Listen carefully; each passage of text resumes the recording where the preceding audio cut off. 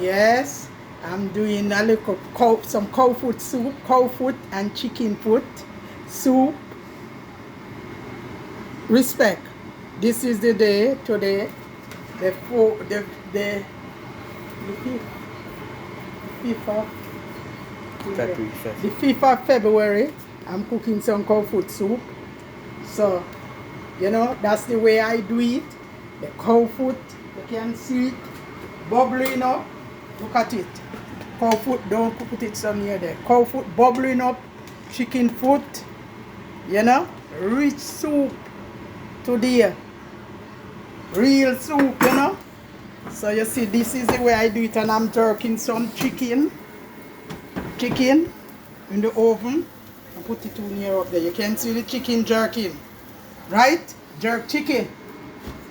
That's the way I do it from start. So I'm putting in some spinach and so right now in it. You can see that. Finger licking.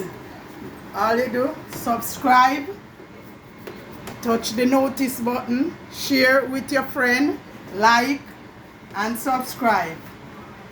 Yes. Like, subscribe, touch the channel. This is Auntie Claire cooking channel. Right?